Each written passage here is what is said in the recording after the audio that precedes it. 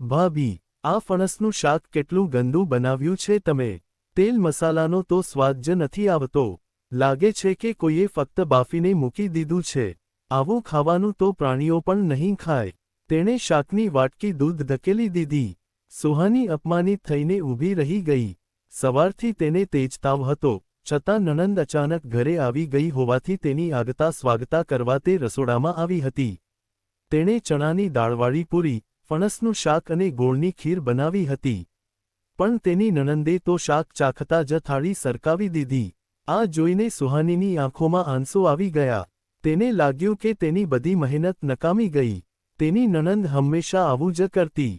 તે ગમે તેટલી સારી રસોઈ બનાવે, નણંદ હંમેશા ભૂલો જ કાઢતી અને પછી બહુ મનાવ્યા બાદ જ જમતી.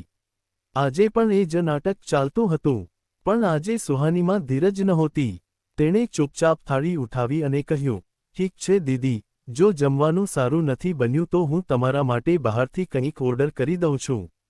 કદાચ હોટલવાળા જ તમારી પસંદગીનું ભોજન બનાવી શકતા હશે. આટલું કહી તે રસોડામાં જતી રહી. તાન્યા ગુસ્સાથી લાલચોળ થઈ ગઈ. એટલામાં તેની માતા શારદાબેન બજારથી ઘરે આવ્યા. દીકરીને ઘરે જોઈને તેમનો ચહેરો ખીલી ઉઠ્યો. તેઓ બોલ્યા, અરે બેટા, ફોન કરીને આવી હોત તો હું બજારથી જલ્દી ઘરે આવી જાત.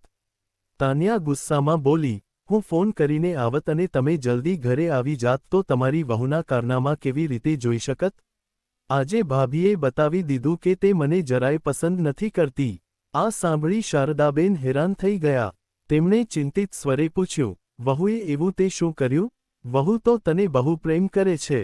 તારા આવવા પર તે કેટલી ખુશ થાય છે અને કેટલી બધી વાનગીઓ બનાવે છે. તાન્યા કહેવા લાગી, વાનગીઓ તો આજે પણ બનાવી, પણ કદાચ મને સન્માન આપવાનું ભૂલી ગઈ. મેં ફક્ત એટલું જ કહ્યું કે જમવાનું સારું નથી બન્યું, તો તે તરત જ થાળી ઉઠાવીને લઈ ગઈ. એકવાર પણ મને મનાવવાની કોશિશ ન કરી. મને કેટલી ભૂખ લાગી છે. જો તેણે પ્રેમથી કહ્યું હોત તો શું હું જમી ન લેત?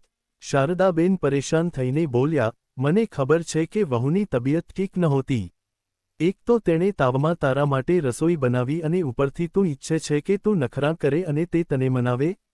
આ કેવી વાત કરે છે તું? તાન્યા ભડકીને બોલી, તમે તમારી વહુના પક્ષમાં છો કે મારા? શારદાબેન ઊભા થતા બોલ્યા, એ બધું મને ખબર નથી, પણ અહીં મને તારી ભૂલ લાગે છે. તાન્યા કહેવા લાગી, ના, ભાભીને બોલાવીને તેમને લડો. તેમને મારું થોડું તો માન રાખવું જોઈએ. શારદાબેન કંઈક વિચારતા બોલ્યા, કદાચ તું સાચું કહે છે. વહુમાં જ વિવેક નથી. માતાનો બદલાયેલો સૂર સાંભળી તાન્યાના ચહેરા પર શાંતિ થઈ. તેણે કહ્યું, તો ઠીક છે, બોલાવો તમારી વહુને અને તેને બરાબરનો ઠપકો આપો. શારદાબેનનો ચહેરો પણ કઠોર થઈ ગયો. તેમણે વહુને બૂમ પાડી, ક્યાં છે તું? જરા અહીં તો આવ. સુહાની રસોડામાંથી બહાર આવી. શારદાબેને ગુસ્સામાં કહ્યું, વહુ, તને આજ સુધી સરખું જમવાનું બનાવતા જ નથી આવડ્યું. રસોઈ બનાવતા તો તારે તારી નણંદ પાસેથી શીખવું જોઈએ. આ કેટલી ટેસ્ટી રસોઈ બનાવે છે અને તું આવું ગંદુ ખાવાનું બનાવે છે?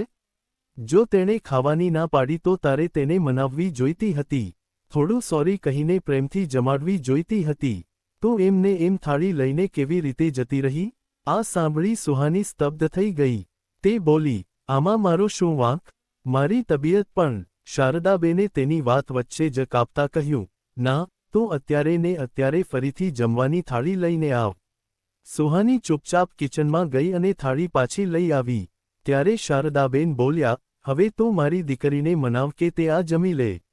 સુહાનીને ગુસ્સો તો બહુ આવતો હતો, પણ તેણે ધીમેથી કહ્યું, દીદી, પ્લીઝ જમી લો. જે બન્યું છે એનાથી પેટ તો ભરાઈ જશે. તાન્યાએ થાળી જાણે ઉપકાર કરતી હોય એમ હાથમાં લીધી અને જમવા લાગી. સુહાની ખીજાતી પોતાના રૂમમાં જતી રહી અને વિચારવા લાગી કે આના નખરા તો ખૂટતા જ નથી, અને ઉપરથી મમ્મીએ પણ આજે એનો જ સાથ આપ્યો. જમીને અને થોડી વાર મમ્મી સાથે વાતો કરીને તાન્યા પોતાના ઘરે ગઈ. પણ સુહાનીનું મન સાવ ભાંગી ગયું હતું. તાન્યા આજ શહેરમાં તેના પતિ સાથે રહેતી હતી અને તેના સાસરીવાળા ગામડે રહેતા હતા. જ્યારે તે એકલી હોય ત્યારે ગમે ત્યારે ભાભી પાસે આવી જતી, જાતજાતની ફરમાઈશ કરતી અને પછી જમવામાં ખામીઓ કાઢીને હેરાન કરતી. આ વાતથી શારદાબેન પણ પરેશાન હતા અને આ વખતે તેમણે નક્કી કર્યું હતું કે તેઓ દીકરીને પાઠ ભણાવશે.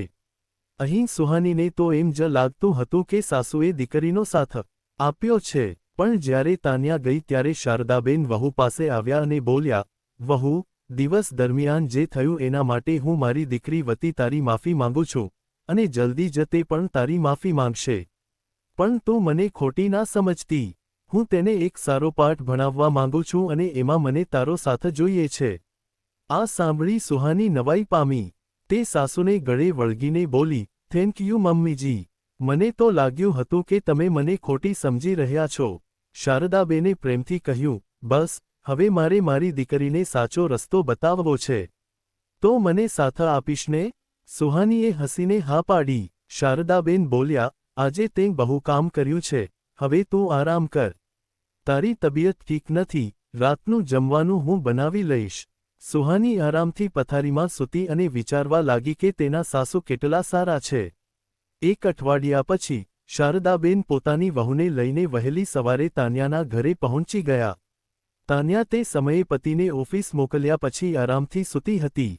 બેલ વાગતા જ તેણે દરવાજો ખોલ્યો તો સામે માતા અને ભાભીને જોઈને તે ચોંકી ગઈ.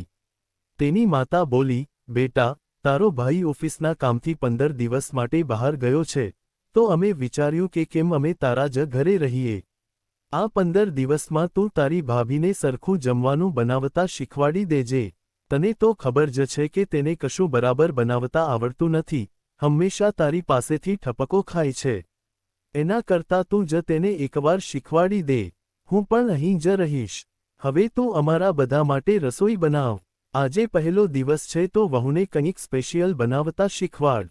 આ સાંભળી તાન્યાના હોશ ઉડી ગયા. તે બોલી, પણ મમ્મી, તમારે અહીં 15 દિવસ આવવાની શું જરૂર છે? ઘર પણ નાનું છે. શારદાબેન બોલ્યા, ઘર નાનું ક્યાં છે?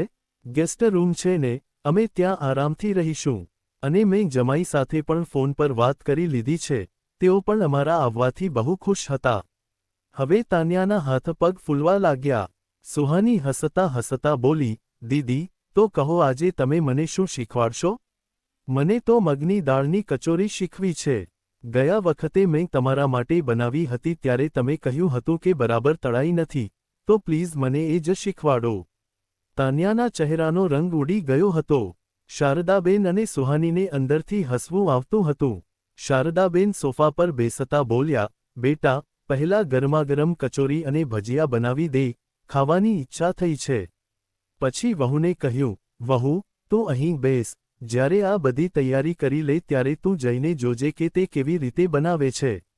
તાન્યા ચૂપચાપ રસોડામાં ગઈ. તે મનમાં વિચારતી હતી કે શું 15 દિવસ સુધી તેણે આટલું બધું કામ કરવું પડશે? તે તો પોતે ઘરકામથી બચવા માટે પિયર જતી રહેતી હતી અને ત્યાંથી ખાવાનું પેક કરાવીને લાવતી હતી જેથી રસોઈ ન કરવી પડે. અને અહીં તો માતા અને ભાભી તેના માથે આવીને બેસી ગયા હતા.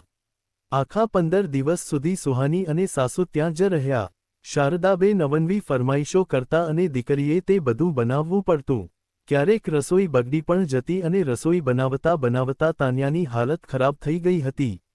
15 દિવસ પછી શારદાબેન વહુ સાથે ઘરે પાછા ફર્યા. હવે તાન્યાએ પિયર આવવાનું ઓછું કરી દીધું હતું અને જ્યારે તે આવતી ત્યારે ભાભી જે પણ બનાવે તે ચૂપચાપ જમી લેતી. ત્યારે શારદાબેન કટાક્ષમાં કહેતા, લાગે છે કે તે ભાભીને બરાબર રસોઈ શીખવાડી દીધી છે, એટલે જ હવે તને ભોજનમાં કોઈ ખામી નથી દેખાતી. હવે તાન્યા શું બોલે? તે તો બસ ત્યાંથી નીકળી જવામાં જ પોતાની ભલાઈ સમજતી હતી. તેને ડર લાગતો હતો કે જો ભૂલથી પણ તેણે કોઈ ખામી કાઢી, તો ક્યાંક મમ્મી અને ભાભી ફરીથી તેના ઘરે આવીને તેને રસોઈની ડ્યુટી પર ન લગાડી દે.